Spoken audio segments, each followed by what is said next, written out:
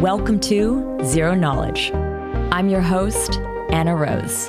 In this podcast, we will be exploring the latest in zero-knowledge research and the decentralized web, as well as new paradigms that promise to change the way we interact and transact online.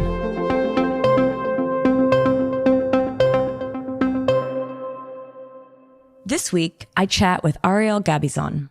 Ariel walks me through his SNARK Trilogy concept, starting with Jens Groth's work in 2010 and moving through all of the different chapters of the history of SNARKs.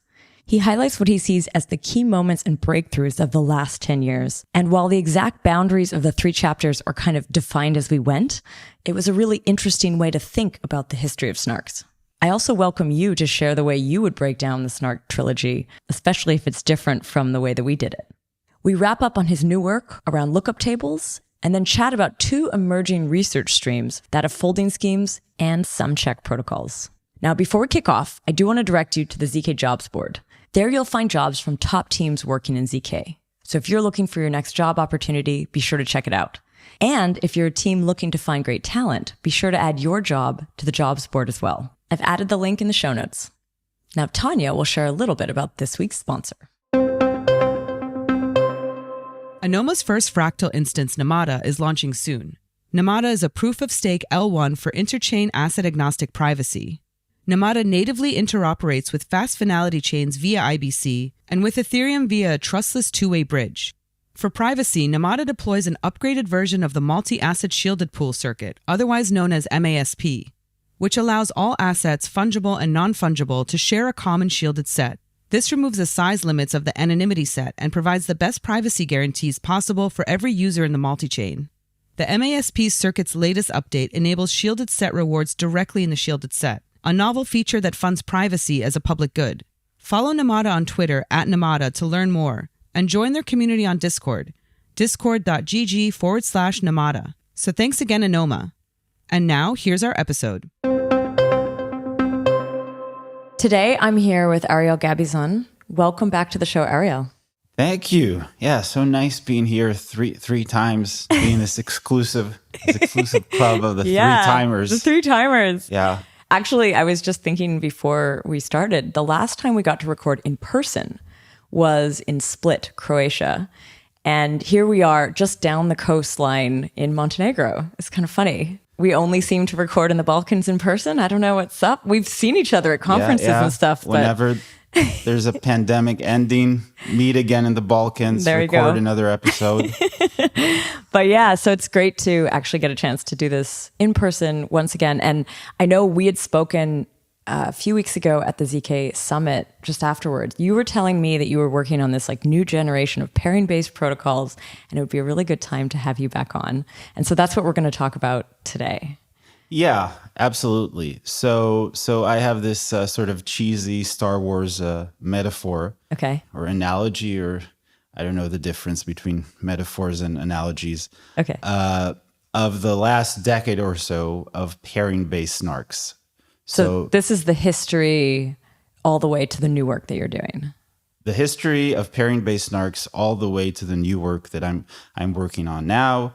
Does it have a name, the new one? Or is this still untitled?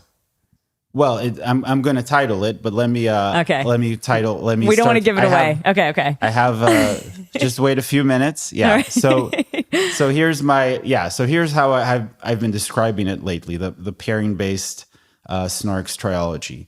So the first chapter that began in 2010, A New Hope, just for SNARKs, not for life or humankind or anything, was started by Jens Groth in 2010 in this paper where he was saying, look, we have these wonderful things called pairings. And back then, SNARKs were exclusively constructed by these relatively complicated things called PCPs, these very powerful, complicated things that, tangent, that's what led to Starkware. And he was saying, look, we have these really cool things called pairings. And if we use them, we can get SNARKs with constant proof length that we like very much. We can not use the random oracle model, something practitioners don't care about, but theoreticians liked very much. And like an anecdote that Jens Groth tells is that this paper was rejected 3 or 4 times from conferences. But this is not the Groth 16 paper, right? This is not. Okay, this is the Groth 10? This is the Groth 10. Okay, I don't think I know this one. So Jens, he's both the starter and the finisher of this first chapter. So basically this chapter started with Groth 10.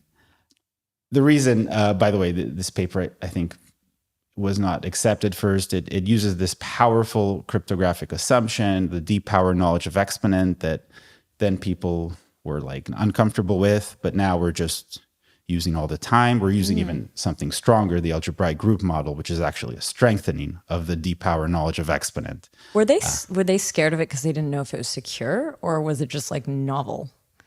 I mean, right? That's a matter of, I think, both, right? Okay.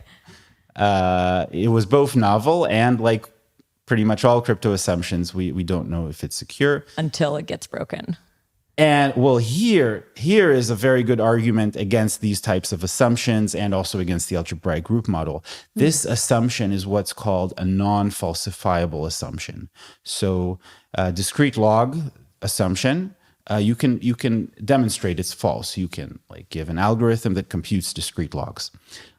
These knowledge assumptions, there's no like easy way to demonstrate even that they're false. They're standard cryptographic assumptions are about saying, this thing is hard. You can't do it. Knowledge assumptions are more like saying, you can do this, but the only way you can do it is like in this way. So it's kind of harder to refute them. Okay. Yeah. Oh. Anyway, but also from the practitioner side, Groth 10 had quadratic proof length, which made it not too practical. But then the pivotal moment in this first chapter was the GGPR work that introduced QAPs that were then sort of recasted as R1CSs. Oh. And this was really the pivotal moment because it was saying, using just pairings, not this heavy machinery of the PCPs, and also no random oracles that theoreticians don't like.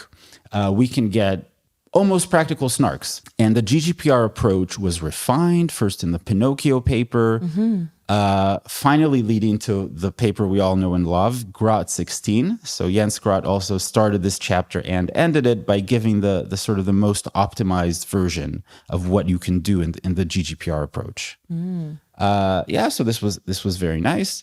This is still book 1, right? This is chapter 1. Chapter 1. Yes. And, I'm mixing up the mythologies here. Okay. Chapter 1. What, Harry Potter? Yeah, I think or something else. Yeah. If once we get to 7 like chapters, like in 2040, I'll have a Harry Potter. I would normally. So my story of all times is Buffy, so it'd actually be season 1. But anyway. All right. So season. No, I think 2. we'll stick with yours. Chapter 1. Okay, so this is the end of. At the end of chapter 1 is Groth 16. Groth 16. Tell me, let's summarize that. Like, this became like the standard. Every team that was going to be building with SNARKs would sort of tap into this. Would you say like most libraries started to be built around this tooling? Well, yes and no. I mean, one reason maybe why no was that the time, from Groth 16 to when chapter 2 began was not too large. But yes, Groth 16, I guess it became a standard, definitely. Yeah. But with the caveat that, there was this very annoying thing that you had to do a trusted setup per circuit. Oh, yes. So this is the big thing that makes protocols from this first chapter not totally convenient to use in practice. So you have to like really, right? It's like, you're thinking of seeing a movie. If it's easy, you just go see it, even if it's not great, but you really have to want to use SNARKs. You're only going to use Groth 16 if you're really sure you want to do it. It's not like, I don't have, other plans. because the doing the trusted setup per circuit is a huge, right? It's a huge logistical nightmare, And this, in a way, also maybe explains like going to a project you used to be part of, Zcash, when an upgrade, like the one snark, the trusted setup would happen, and then that was the snark that you were going to be using until another trusted setup would happen so that you could deploy a new one, right? It was such a monumental feat to get one of these things launched that you could only do that, I don't know, once a year, twice a year. You couldn't do it like all the time. Yeah. If you want to encourage like committed monogamous relationships with snarks, the trusted setup per circuit has its maybe it has like, it's not like, I feel like, changing this constraint today. I don't feel like this circuit fits me anymore. Like, no, you're committed. You're in it. Really commit you. You're really committed a few months in advance to the last like little equation. You're really like, this till death do us part, or and yes, but definitely people were looking for something more convenient, and this leads us to the second chapter. The polynomial commitment scheme strikes back. So what this chapter sort of said is, well, pairings are great, but if instead of trying to do everything with the pairing, we just limit our use of pairings to this one component, a polynomial commitment scheme, then suddenly we have a lot more flexibility. We can suddenly get a trusted setup that is universal. So one trusted setup per all circuits of a certain size bound. This was the largest thing. And a second thing that has become very big is that this exactly gives us the ability to do custom gates. Whereas in the first chapter, we were confined to, restricted to R1CS very inherently. The second chapter allows us to do custom gates, basically. Can't you do custom gates in R1CS? Or is it just not a smart combination? Well, I can give you any gate, or a gate is basically usually an equation. So you could always break that equation to a sequence of R1CS equations, right? But sort of your unit of cost is how many R1CS equations is it going to take you to represent this equation. So if you were to do something like, a custom gate in R1CS is kind of possible, but would be clunky and slow, and you'd have to do many layers, I guess. Like you only have the adds and the timeses. Although I think do you also have only the, add, multiplication, and addition in the polynomial commitment ones? Or do you have more? Does when you talk about custom gates, basically, right. I'm just wondering if it what does it open up? Well, it's all about the constant. It's all about constants here. So the R1CS equation is always a sum times a sum equals a third sum. Okay. So, for one thing, if I have now something of degree 3, like x times y times z equals w, I definitely cannot represent that in one R1CS equation. I see. Right, because I only have degree 2 in R1CS. So I'm going to have to break it down to 2 equations. But instead, though, you moved away from the R1CS model towards Plonkish arithmetization. Is this what takes over kind of from it? Yeah. I hope I'm not front running the story a little. Oops.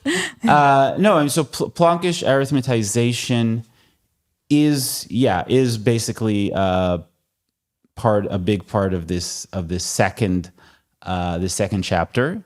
I think people use the term Plonkish arithmetization for a combination of custom gates and what's called lookups. Mm-hmm. Yeah. And did the original Plonk, because I think chapter 2, does it center around Plonk in a way? Well, I would say actually Plonk is a big part of chapter 2. And it has become, maybe like Groth 16 became the standard for chapter 1, Plonk became the standard for chapter 2.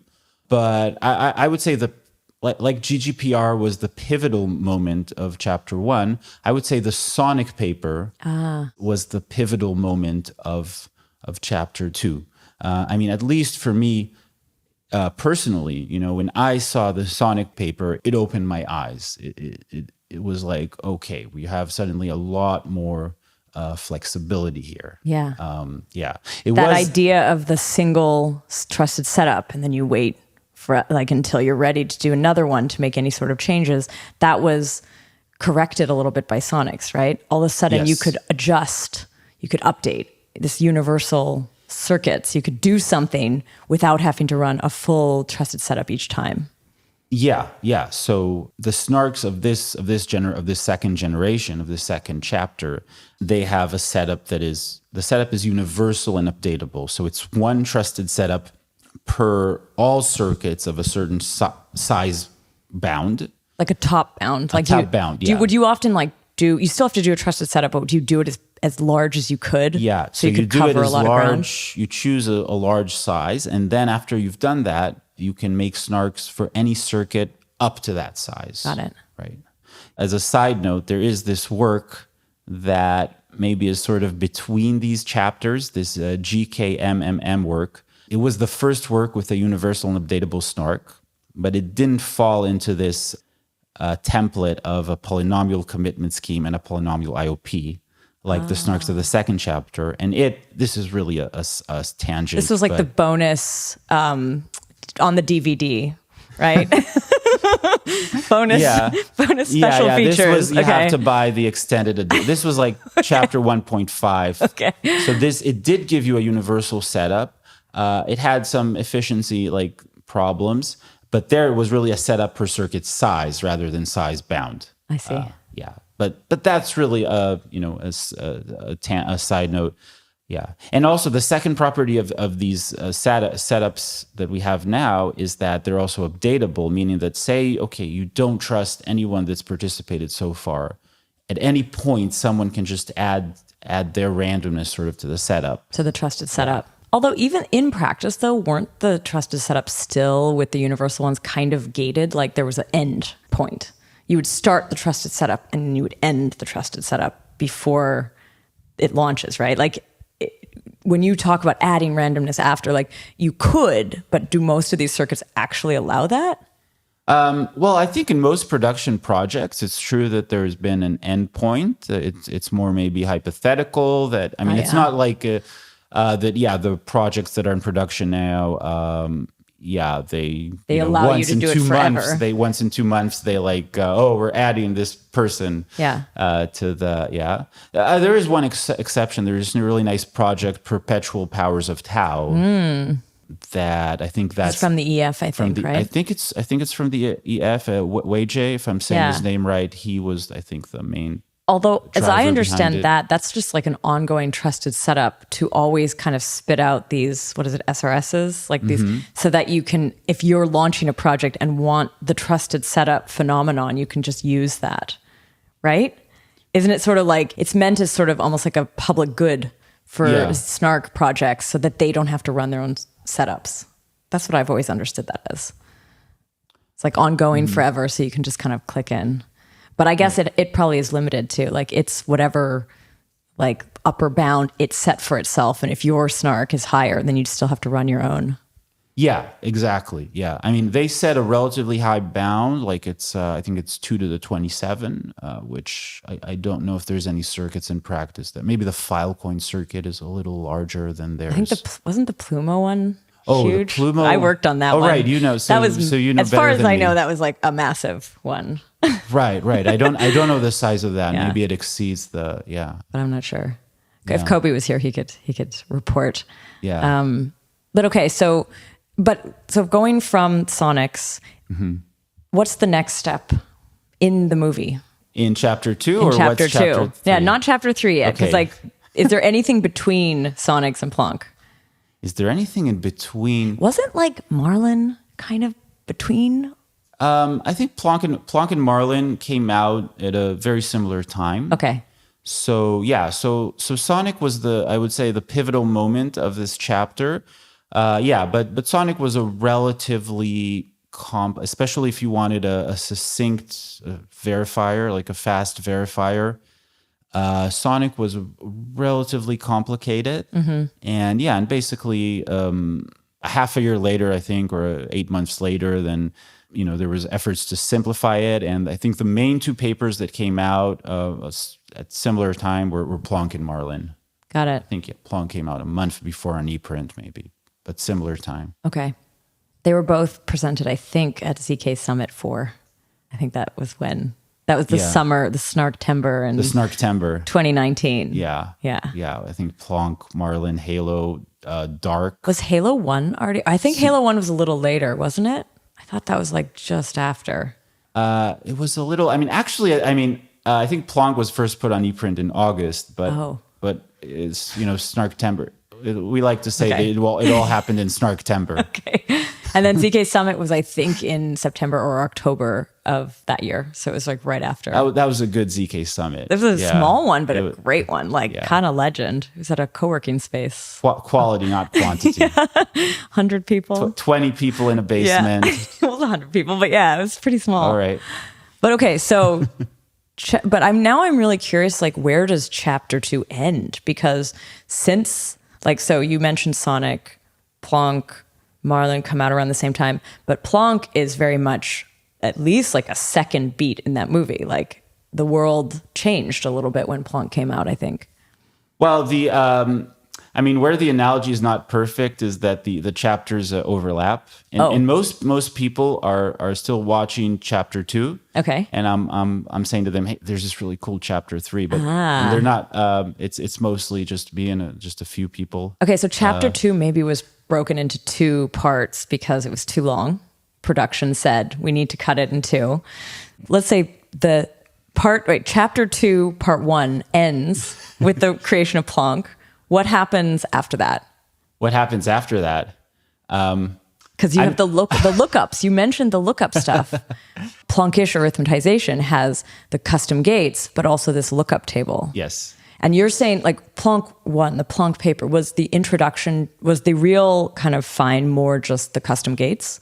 Was that the big innovation?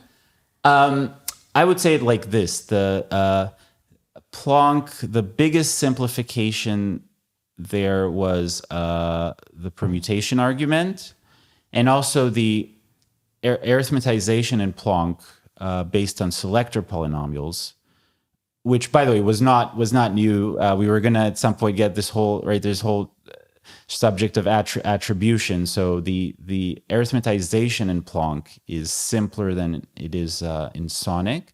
It's not totally original, though a lot of people attribute it to Plonk. It's this selector-based arithmetization that it already appears in this paper, GKR paper called Proof for Muggles, one of the first sum check papers.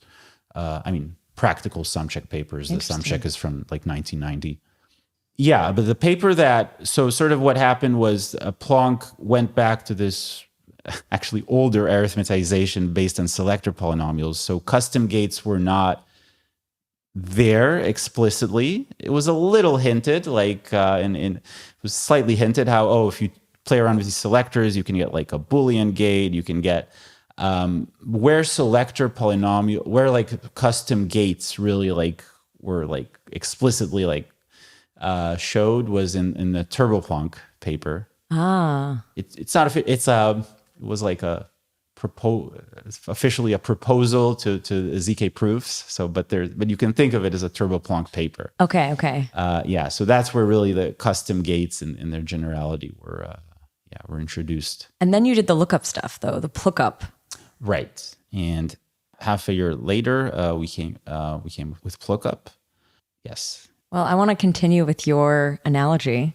Where do you want to go with the story? Well, actually, I was going to go to chapter 3, but you saying that maybe is chapter 2 so long that it has we need two a parts? 2.2. So I would say, wait, is the second one 2? So 2. We just is it 2.0 and 2.1? No. It's 2.1. Well, it's because it's part 1. So it's chapter 2, part 1 ends with Plonk. Yes. And then chapter 2, part 2 starts with all of the things that add to Plonk. So I would say, these are not. I don't know why I'm sort of like using this. I like this analogy. I'm going with it. Let's spend 20 minutes talking if we should start counting from 0 or 1. Could be 2.0. No, we're going to do part 1, part 2. Keep it like movie styles. And of course, there's a lot of overlapping because in a sense, chapter 2.2, as I'm going to define it now, actually starts with Halo that was already in Snarktember. But I would say chapter 2.2 is the whole subject of aggregation. Okay. The whole thing of like the classical Snark scenario is you have one circuit, you're doing one proof for, and you want to optimize that. You want to make the prover fast, the verifier fast, the proof small. But usually it looks like the real scenario is you have a lot of proofs of the same circuit. All the same, but many of them. All the same, but many of them. Mm-hmm. So, right? So this can happen in a roll-up where you have 1,000, 10,000 client proofs. And now you want to prove that all these client proofs are correct. Maybe this sort of happens in like a recursively verified blockchain like Mina, where you're at every block, you're doing the same proof, where the thing you're proving is a statement like, I proved the previous thing. I proved the previous thing, and the previous blocks I checked that all the previous blocks, their proof was correct. I checked the proof of the current block, and here's like a proof. New proof. Here's a new proof. Yeah. So it's that's actually when you say aggregation, I immediately thought like, how does that relate to recursion? Is recursion a form of aggregation? Or when you say aggregation, do you mean somewhere else there's aggregation happening? Well, I mean, by the word aggregation, I mean, I don't know if it's maybe you could also look at a more general term like amortization. But when I say aggregation, I just think, okay, of this scenario that what we don't have one proof for one circuit, we have 10,000 proofs of one circuit. What's the best way to do that, given that's our task? Yeah.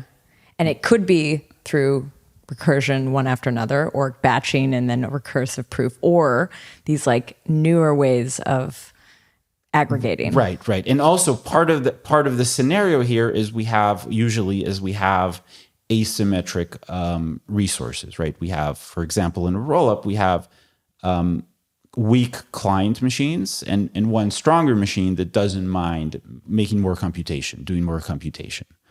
Right. So then, this scenario is a little different, and the considerations are a little different.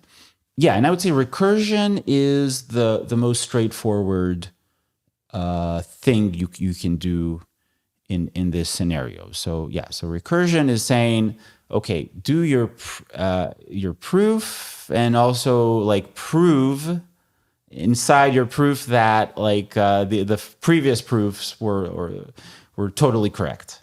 But then, especially in this context where you have maybe one stronger machine and many weaker machines, people started thinking, and I mean this happened before in simple scenarios, but maybe the paper that brought this most to highlight this was the Halo paper, is like saying, well, I mean, our end goal is to verify, say, these 10,000 proofs, but maybe it's an overkill of doing 10,000 steps, where in step I fully verify the I-1 proof, or the 1 to I-1 proofs.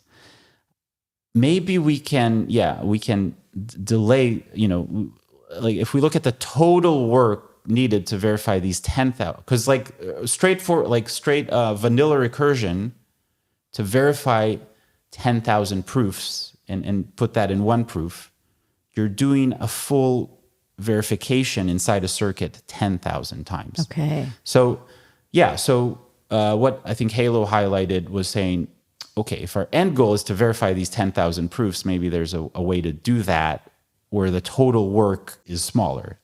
Did they just like hash them together? Like, could you just somehow combine them and not have to do each one? Well, so exactly. So that's kind of what people are trying to do. Maybe hashing is the wrong word here, but like they combine them basically. Right. And here, so that's a basic idea. Can we just sort of combine somehow the proofs and delay the actual proving to an end stage where also hopefully a more powerful machine is doing whatever is needed in this end stage. And here, I mean, the term that I think, and I don't know if it was in the original Halo paper, but I know like at least what's been emerging is this is the folding, right? So, or is folding just another form of accumulation? So, I myself, I'm not 100% sure on the distinctions between the different terms when people define them formally. But the terms that have been used for this kind of, I guess I need to choose a word to use, this kind of aggregation or amortization, people have used terms like accumulation, split accumulation, aggregation, and folding. I'm not sure myself of the subtleties of how people define these formally. I think of them as similar. I think I will be doing an episode really soon, probably just on that, because I'm curious too. So yeah, just a teaser for a future one. We'll figure it out. Yeah. Well, here, I mean, this is a rabbit hole, or rabbit hole is maybe not the word, but this is a long topic, including Nova. So I don't know if you want to get into it now, or no, I want to talk about that later. Should we go to chapter 3? Yeah, so I want to talk about that later because I mean, one of the things I tweeted this, like I was watching Justin kind of like Nova pill you, and then I heard you got subject pilled, but I think we should talk about that after, because I want to continue on this story that leads us to basically this new generation that you've been working on, right? The pairing-based protocols. So chapter 3, the return of the pairing. Wait, had the pairing disappeared in chapter 2? Well, it hasn't. It wasn't totally disappeared, but it was exiled to the land of only doing where you only do polynomial commitments, and you're not allowed to be involved in anything else. Okay. Sort of. Okay. Because people are afraid that if they let the pairing get involved in something else, they'll lose the universal setup there. So it was exiled to polynomial commitment. Got it. Land, maybe. Okay, so this is the return of the pairing. Return of the pairing. Wow. So chapter 3, that as I see it, started with a work that was very it was significant for me to see it. It really shifted like what I've been doing in the last almost year. This work called Calc. Yes. And I'll say a few words about that. But in general, I would say this chapter is about finding a middle ground in terms of, okay, we don't have to do everything with a pairing, because then, for example, we might lose the universality of the setup, which we really, that would be a total deal breaker. But I mean, maybe let's find a middle ground. Maybe there's things besides the polynomial commitment scheme where the pairing gives us leverage that we don't get from a generic polynomial commitment scheme. And Calc was the first paper that really highlighted this. So we did an episode with Mary. And I know I'm going to I'll dig that up and add it in the show notes, because I know that was recorded after the Calc paper. I'm pretty sure we talked about it in there too. But yeah, what was it in, and I always think of Calc in the lookup argument context. Yes. Is that correct to do? That's totally correct. So, so here, we should talk a few minutes about lookups. So lookups, as part of chapter 2, have been very significant to SNARKs, right? Lookups say, well, instead of explicitly in the circuit computing or checking with a lot of equations some relation between two witnesses, let's just pre-compute a table of legal input-output values, say, of some function, and then just devise a protocol that can check that, say, two witness values, A, B, appear as a pair, as a tuple in this table. Yeah. So this has been hugely impactful. I guess what this did, and actually we have a whiteboard sessions with Mary as well that I'm going to also put in the show notes where we talk about this, but it seems to have made Like if you already have a lookup table, you know you're looking for these tuples. You don't have to compute them, right? Is it instead of doing computation, you're saving time? You're saving a lot of prover time. Okay. Yes. Yeah, and I would recommend, Mary gave a really good talk at this Bar Ilan winter school about lookups. I'll try recently. to Yeah. Okay, cool. I'll try to find that link too. to that. Really good talk. Yeah. So lookups are great, but the lookup protocols we had, you paid a price. The price was essentially that you had to put the table in the circuit. Meaning if the table had size t, your circuit would grow by t. So I found that so, like, I still can't get my head around how you put a lookup table into it. Like, but I've seen you write out these like formulas that have L as the lookup table sort of shoved into them. But yeah, I don't actually know what that's doing. Well, yeah, I mean, to give a little more detail, you do pre-compute the lookup table, and you could say maybe what you put in the circuit is some randomized combination of the lookup table and the witness with randomness that was chosen by the verifier. Okay. So that sort of helps the verifier make sure that the prover is not cheating. This sort of just proves that you're like using the correct lookup table in a way, right? Like this proves that the witness values that you claim are in the table are really in the table. But you might not have all of them in? Is that what you're saying? Like you sort of pick a few of them? The main way the prover would cheat is he would say this pair of witness values AB is in the table, whereas it's not. Yeah. That would be the main way. Like say it's a table for range proofs. Where A, you're checking that A is in some range 0 to 2 to the 16, and A is actually 2 to the 100. Yeah, okay. So you want the prover not to be able to cheat by writing something that's not in the table. But when you talk about how it gets pre-compiled and then put in, are you putting in all of the values of the lookup table? Yes. Okay, you are putting all of them. Exactly, okay. Yeah.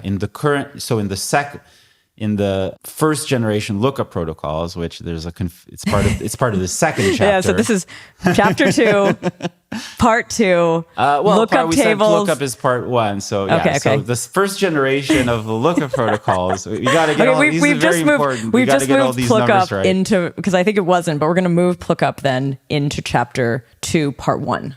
Yeah. Okay, we're moving that in. Is in chapter, it's 2 part 1. It's in 2 part 1. Got it. So the first generation of lookup protocols. Someone should summarize this after.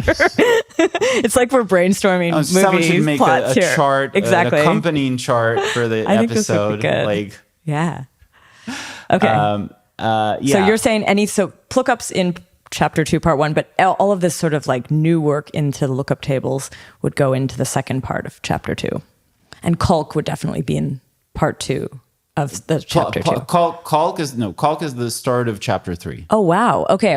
It's that pivotal. So as I was saying that, right, the thing is, you can only, if you use a table of a certain size, then your circuit is going to grow by that size. In these algorithms like lookup. So if you want a circuit of size 2 to the 14, and you want to keep your circuit of that size, you're only going to use tables of like size a little less than that.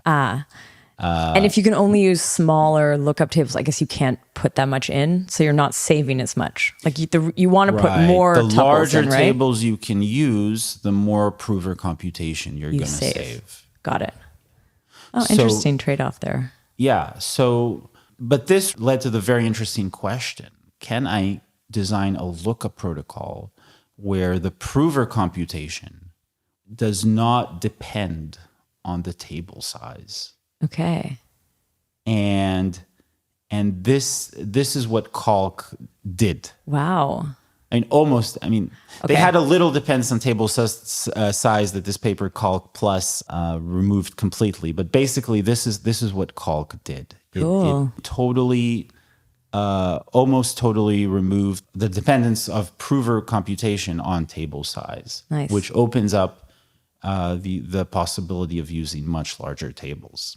Which then would save more prover time? Save a lot more prover time. Okay. Yeah, exactly. Huh. Yeah. And is this where your work starts then? Is this where you're kind of branching off Exactly. from? So I saw the Calc paper come out like 10 months ago, maybe.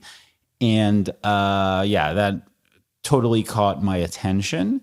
And so Calc, it made this big conceptual leap, but it was not totally practical. It was a little of a heavy protocol in terms of the exact costs. And this led to this kind of fast sequence of papers improving Calc. So I'll just say the names. It's not too important. It was Calc Plus, Lookup, Baloo. Oh, yeah. And the last one currently in the series is a paper called CQ. I wrote with Liam Egan and Dario Fiore. And I'm very excited about this CQ protocol because I think this is a truly practical protocol that allows you to use large tables. Let's go into it. So we're in chapter 3. This is today. Yes, we're in chapter 3. Okay, so CQ. CQ. Like the letters. The letter CQ. Okay. So just to position it though, is CQ a proving system? CQ is just a lookup protocol, but it can be easily integrated into a proving system like PLONK. Right. So it follows the work of Calc. I'm just trying to think what is it that you're actually doing then in CQ that allows for this larger table inclusion, the lookup tables? Well, I mean, the inherent reason why suddenly you can use much larger tables, you could say it already starts in Calc. So the inherent reason why pairings are involved here is that, right, we have different polynomial commitments.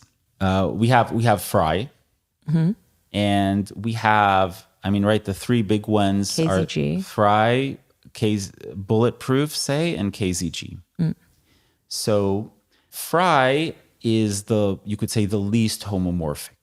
Like if I have Fry commitment to F, Fry commitment to polynomial G, and I want to get the commitment to F plus G, there's no convenient way to do it. Because they're not similar? Is that why? When you say homomorphic, do you mean So homomorphic, I mean that as opposed to Fry, if I look at bulletproofs or KZG, so if I have a commitment to F, commitment to G, now I want to get the commitment to F plus G. It's easier. I just sum them. I just take... Is that the definition? So it's funny, I've talked about fully homomorphic encryption. I've never actually defined homomorphic. Well, is it that you can, is it the morphism is similar? To change it is similar? Is that what it's kind of... I'm trying to actually get to the definition here, but... So, yeah, homomorphic... Okay, so also there's this sort of in terminology that is a little fuzzy. So I guess you could, for what I just said, that from the commitment F plus G, some people would call that additively homomorphic. Okay. Yeah, but they'll just say homomorphic for short. And I think what happens is from the context, you can infer, do they mean just additively homomorphic or they mean more sort of the word, I guess, homomorphic, it means that you can do operations in two different orders and it doesn't change the result. Okay. So, right, one way to do, you can first sum the polynomials F and G. You have that operation of summing the polynomials and then take the commitment and you're going to get the commitment of F plus G. Okay. And we say that bulletproofs and KZG are additively homomorphic, or people for short will just say homomorphic because it means that if we do these operations in the different order, we'll get the same result. Got it. If we first take the commitment of F, so we first take the commitment and now we sum, it would be the same. So we get the same result. Yeah. So that's why we say that bulletproofs and KZG are additively homomorphic, because the commitment operation, you could say, people will use the word commutes. You can with the addition, you can do it before the addition or after the addition, and you'll get the same result. Does the Calc papers and all of the subsequent work rely on that it has additive homomorphism? So the additive, this property of additive homomorphicity, if that's homomorphism. I said homomorphism. I don't know if I'm right. The property of being like additively homomorphic, or Okay. the commitment is called would be called in homomorphism. Yeah. But it does need that. Like, so definitely. So okay. so that so they the cannot fact be used on Friday. the additivity. Sometimes people will just call this the additivity of the commitment, right? Yeah. When they don't feel like Trying to all pronounce the that mouthful word. of that's used. It's used in Calc. I mean, that's like a base requirement, but it's used in Nova. It's used. The additive homomorphicity. The additivity is like crucial all over the place. But the point is, to get Calc, we're going to use something. So the additive property, being additively homomorphic, that also Bulletproofs has. Okay. What KZG has is it has this, because of the pairing, it has sort of this partial multiplicative homomorphism. Without fancy terms, because maybe I'm not getting the fancy terms right either. It allows you to, what you just said about adding, you can do with multiplying. So partially. Partially. Okay. So what it allows you, to be concrete, what it allows you to do, say now I give you commitments to 4 polynomials, F1, F2, G1, G2, KZG commitments. Mm-hmm. And now I ask you, is the product of the F's equal to the product of the G's? Is like F1 times F2 equal to G1 times G2?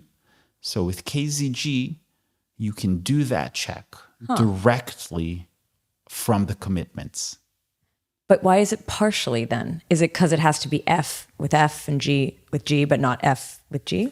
It's partially because I can check if F1 times F2 is equal to G1 times G2, but I cannot actually compute the commitment to F1 times F2. So I have a way to check if they're equal, but I can't actually compute the commitment to F1 times F2. Okay, so but even with that, how does that relate to the lookup tables? Like, why is how does that relate? Why is that good? So here we come to Calc. So why is that good? So this turns out to be extremely powerful. Okay. And to give a little detail on it, a big component of trying to work with big lookup tables, if you look at protocols like Calc and CQ, is that, or a big part of SNARKs is you're a lot of times in situations where you want to prove that one polynomial divides another polynomial. Okay. That's all over the place. Now, the standard way you do this is you compute the quotient, what's called the quotient polynomial, meaning simply the second polynomial divided by the first. So you just compute this polynomial. Then you compute its commitment, and then you open all these 3 at a random point and check that the first times the quotient equals the second. The thing is, in Calc, when we're trying to use a big table, this created a situation where this quotient had huge degree. So to actually compute it would be sort of like having to put the big table in the circuit in terms of the prover cost. But it turned out in Calc that sometimes we have quotients where computing the polynomial is expensive, but actually computing its commitment can be, if you did the right pre-processing, computing its commitment can be much cheaper than computing the polynomial itself. Okay. So now we're in the situation where we can cheaply compute just the commitment of this quotient. And then the question is, okay, does this help us? And yeah, it does, because of what we said, that we can compare products directly from the commitments in KZG. But you don't have to compute them. You don't actually have to compute them. You just have to prove that they're the same or something. Yeah.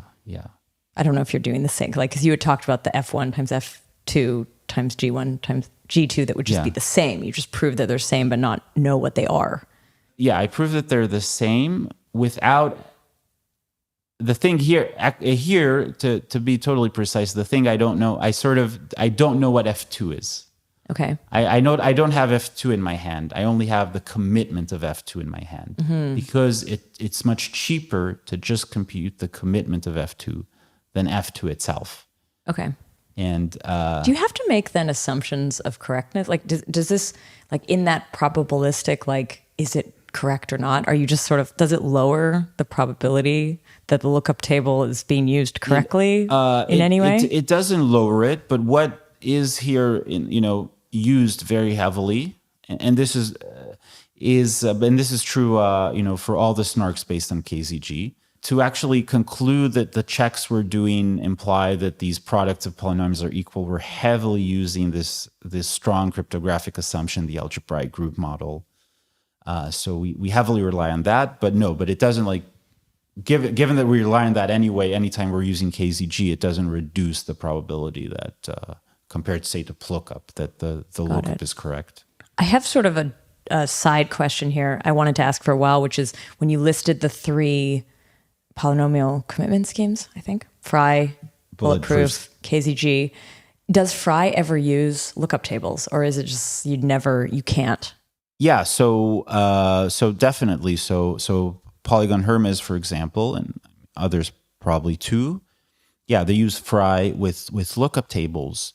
The reason they can do this is lookup arguments like lookup, they can work with a generic polynomial commitment. Okay, because they don't rely on this additional additive homomorphism. Yes, they don't rely on it. Lookup just needs a polynomial commitment. Got it. So they're doing some part of this lookup table work. They can use part of it, but at some point, like Calc, they wouldn't be able to go that far with Fry at this point. Exactly. So okay. Yeah, so the additive, actually places where the additive homomorphism is used, you can even places where it is used, you can sometimes get around it with losing a little efficiency, but the multiplicative you couldn't do. Yeah, So this was also an interesting fork in the road in Calc, in the sense that, like, we had these few years in chapter 2 where you could pick and replace your polynomial commitment scheme as you wanted. And here was the first protocol where KZG only allowed. Okay, and Bulletproof's also not allowed. Also not allowed, because only when you have, KZG is based on pairing, and it's the only one that has this multiplicative property. Interesting. Of course, an interesting, research question has come up with new PCS that have this multiplicative ability. So we sort of mentioned the accumulations and this, like, aggregation. Does the lookup table impact that? Because it feels like a different part, right? It is. It's totally, yeah, exactly.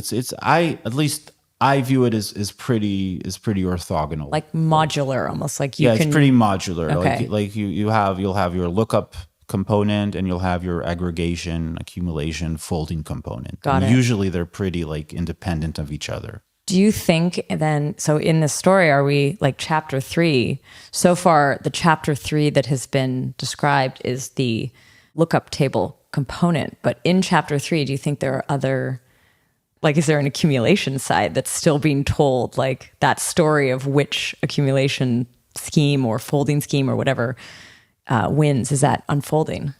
Because we're in chapter 3, right? Or is chapter? We're in both chapter 2.2 because people are with the excitement around Nova, people are working very hard on improving aggregation, and they're only using the additive homomorphism, so it's fine.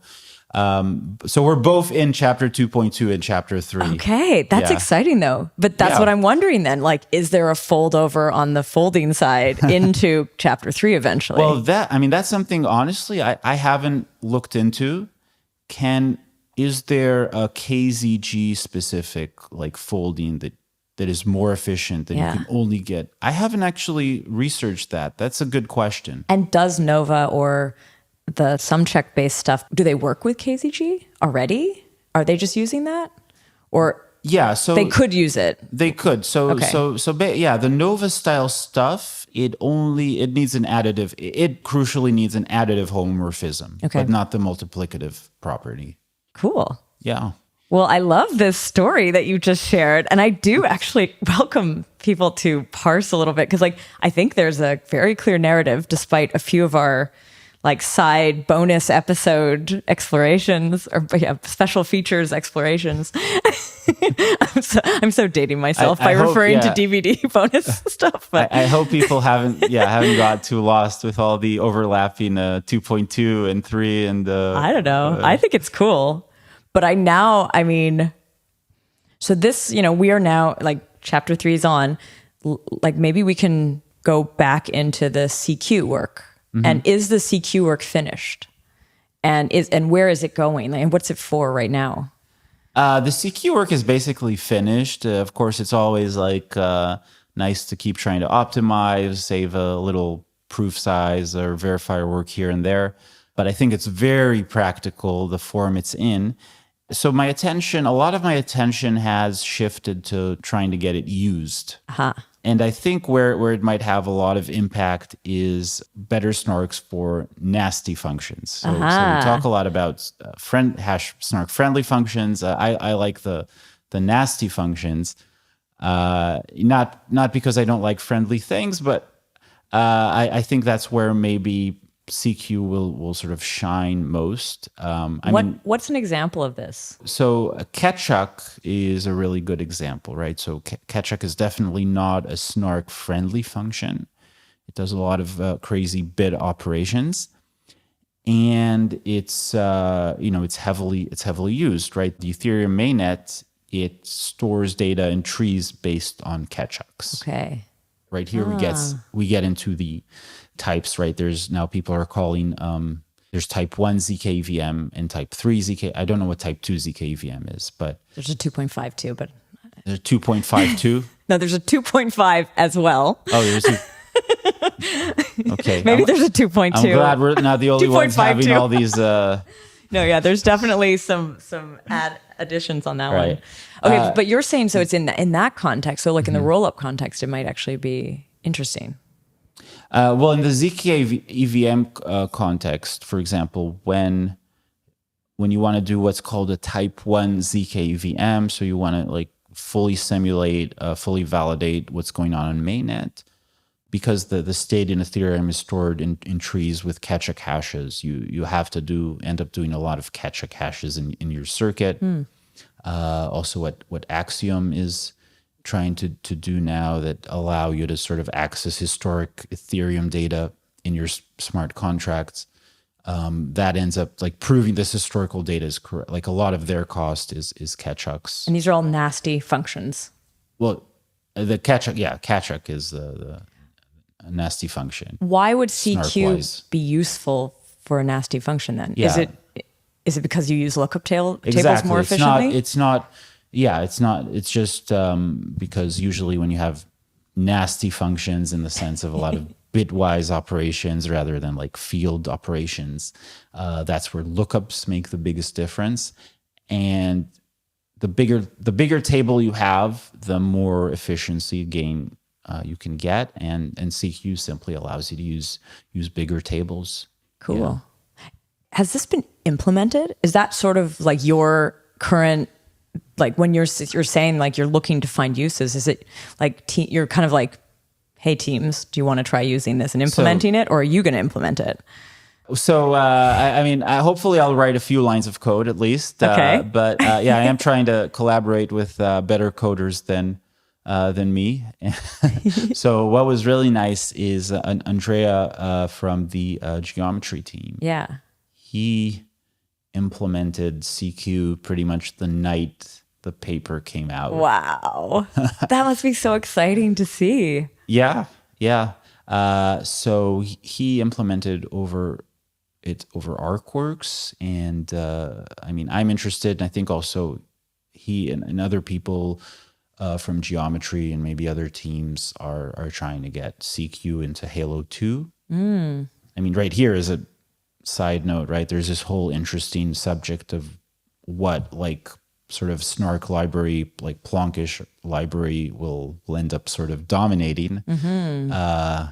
Like a Polygon Hermes and Jordy's PIL language looks really nice. But so I'm wondering how things will converge. But right now it seems like the mass of developers is around Halo 2. Yeah. Yeah. Actually, yeah. The way that sort of mind share circles around some of these ideas is so fascinating.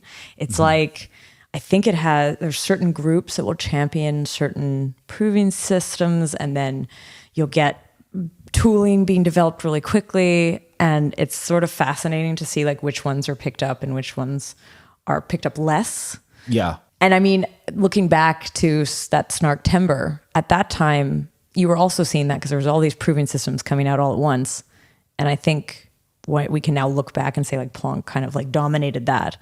But it's hard to, when you look now, like here in Montenegro and where like Justin and all these folks are here, Nova's the talk of the town. Yeah. Which is sort of a continuation on Halo, but not Halo's exactly, right? Yeah, I mean, I would say it's in this general theme of aggregation, accumulation, but I wouldn't say it's directly connected to Halo. But yeah, but right now Halo 2. But I like to say a word now that I mean, just before we get into that yeah, there was, what was interesting, I remember being at ZK Summit 7, and there was this maybe convergence on Plonk as a proving system, but I really remember then feeling like there were 15 different Plonk implementations, and there was zero convergence on that, and there were potentially a lot of like duplicate efforts. Yeah. And you know, a year's passed maybe more or less, and it seems like on the library side, there is maybe some convergence on Halo 2, though I'm interested to see what will happen with that. Yeah.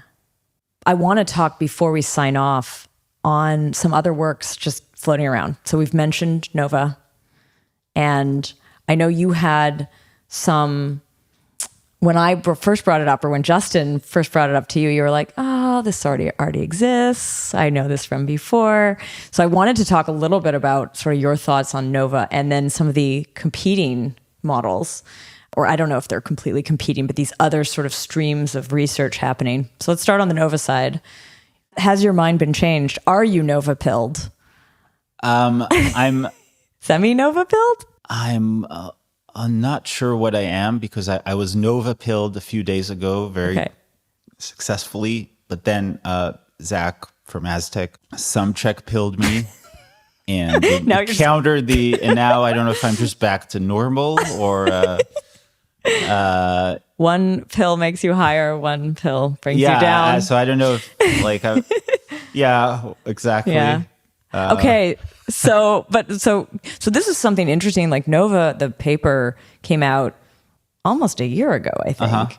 And for me, at least, it's really just popping up more recently in what people are talking about in our channels and stuff like that. But you mentioned when Justin was at least trying to Nova pill you, that there was another paper, an earlier paper that you thought this was like kind of directly taking from.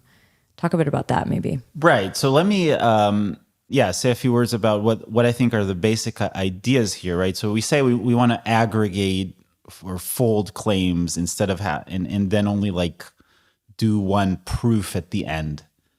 Yeah, let me get just a little technical. So to be concrete, say the claim we want to prove is A times B is equal to C, right?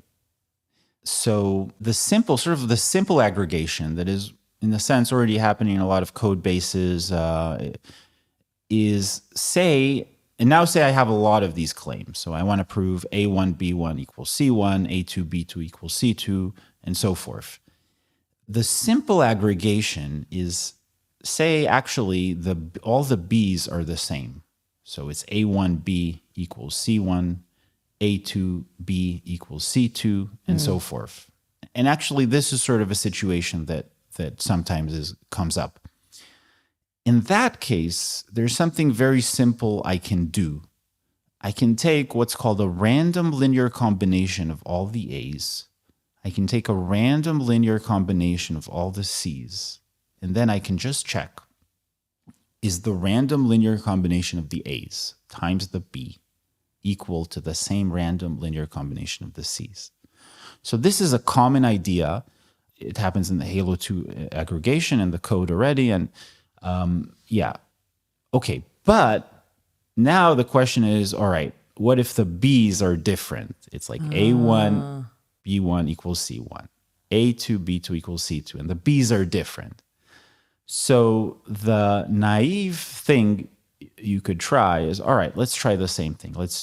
check is the random linear combination of the A times the random linear combination of the B equal to the random linear combination of the C. And this doesn't totally work because when this random linear combination of the A times the random linear combination of the B is, except the terms we want, like A1 times B1 and A2 times B2, it's going to have a lot of these cross terms. It's going to have A1 times B2. Oh, okay. So sort of the idea that was floating around in papers for a decade. Though, yeah, I'll say that I've been a champion of this one paper, Boodle, Chiruli, Haidos, Groth, Petit, zero knowledge arguments in discrete log setting, that this is the paper where this idea started. But then I saw that they say, oh, it's similar to this Bayer Groth paper. Oh, even earlier. That Groth comes up again. The Plonk permutation comes from. So actually the attribution, I've been arguing with people about attribution, but I see actually the attribution is a little complicated. Maybe. Yeah, but the basic idea also in Nova and here is, we're going to have a lot of these cross terms. But the thing is, the cross term is going to be like something fixed times this randomness we chose for the random linear combination. And in fact, if we just let the prover, the fixed thing, just commit to it in advance, and we choose the randomness later, even though we're letting him commit to something totally arbitrary, this is what's called the error term, or sometimes it's called the slack term in these papers. I think it's called the error term in the Nova paper. Even though we let the prover, you have an equation that the verifier is trying to check, and now we're letting the prover add a totally arbitrary error term to balance out this equation. So this seems like definitely the prover can cheat.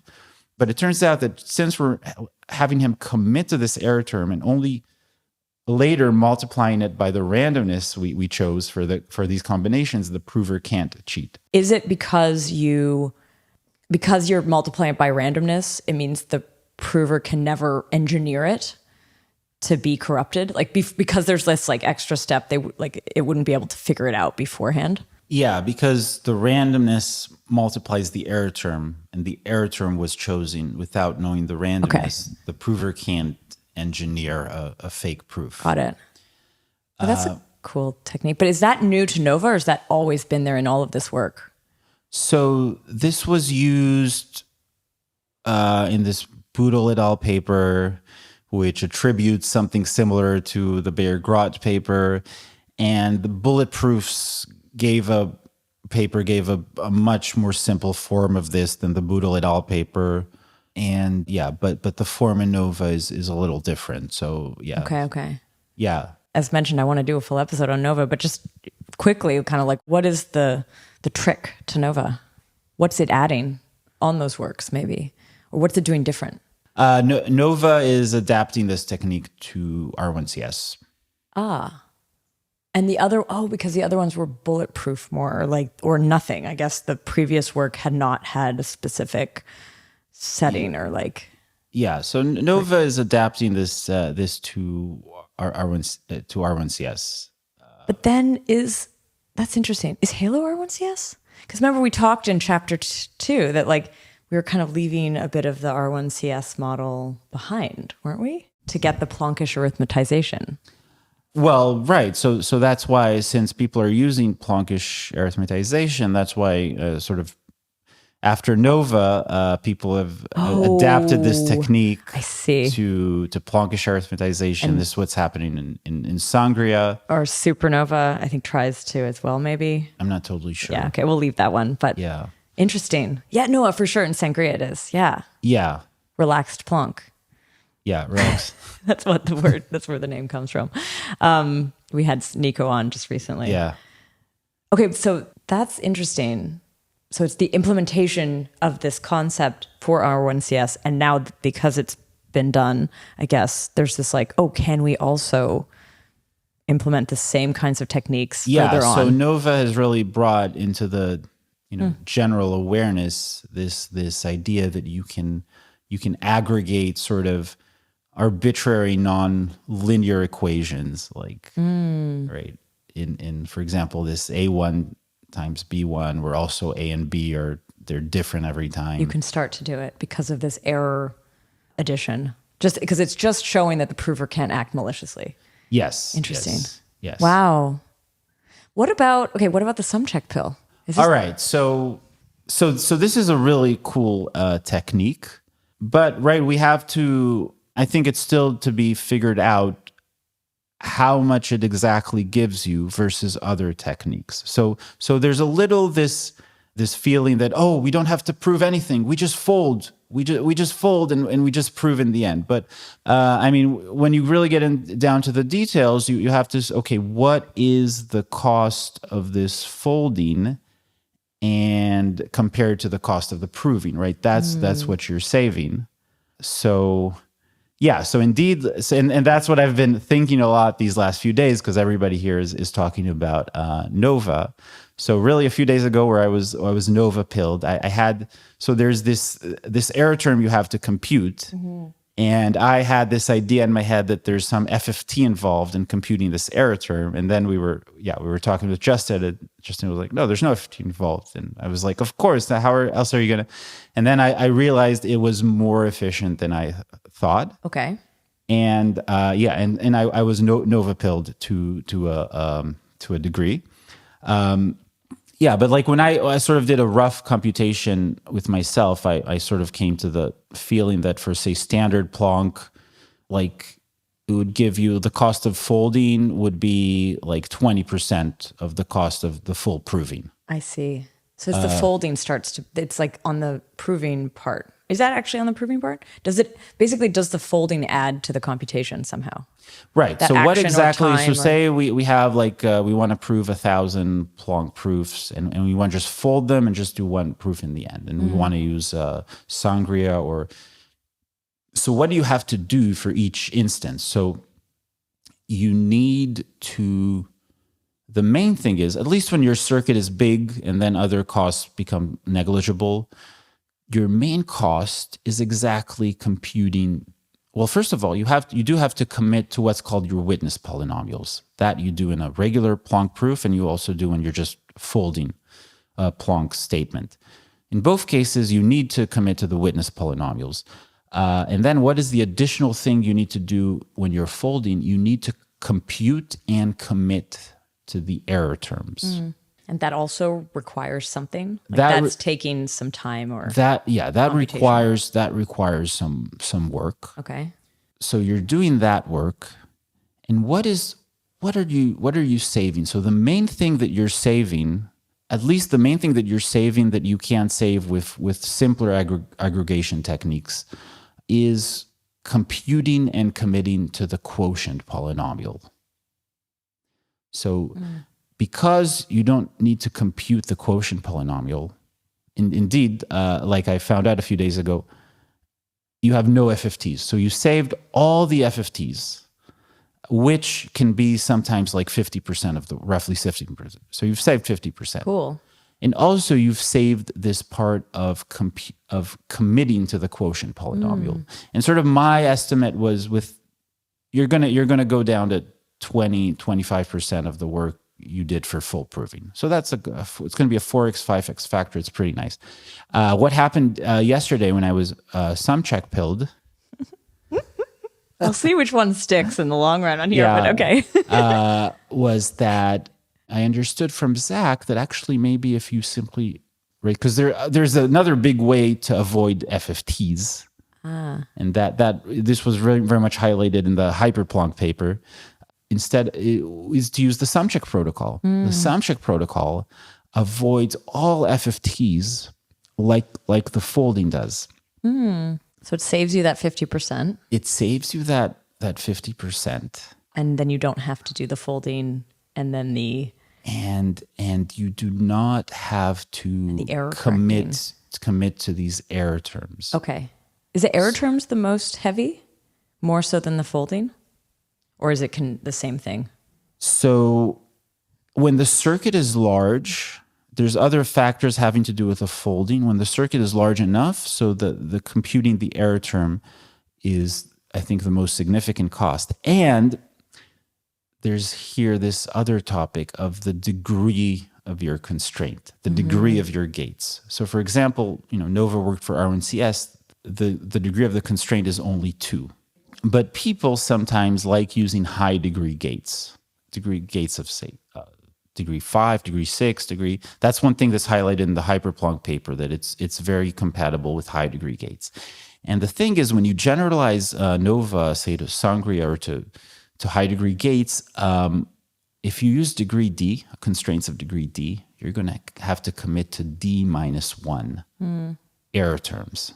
And that's sort of like the same time that in a regular Plonk proof takes you to commit to the quotient polynomial. So it's like you've saved the FFT work, that 50%, but you haven't maybe, especially if you will want to use high degree gates, you haven't saved the commitment time, because committing to these error terms is as expensive as committing to the quotient. And here we come to an important point, is in the sum check approach, you both save the FFTs, and there's not really something like that to commit to.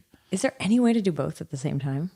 Or are they too different? So that's something that should be explored, and I think people are exploring it. I think it's called Hypernova, where they're trying to... we still need to see where these things will land. And this also relates to the question, will people want to use high degree gates? Is it useful or not? Or is it not that big a deal to use only gates of degree 2 or 3? Interesting. So there is a world, after talking about this yesterday with Zach, I think there is a world where sum check will sort of make Nova/Sangria type aggregation less of a big thing. Or maybe they're used in combo. This is the writing of chapter 3, I guess. Well, this I would say is this whole aggregation stuff, I would put it in chapter 2.2, because it doesn't rely on this KZG only multiplicative thing. Yeah. Yet. All right.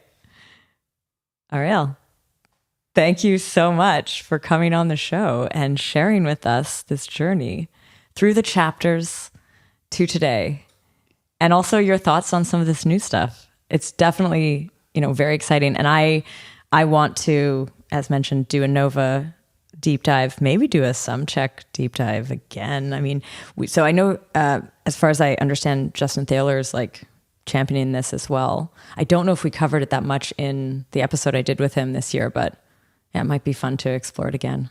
Yeah, I guess sum check, every time you think it's gone out of fashion, it's from the 90s, but keeps coming back. Rears its head. Yeah.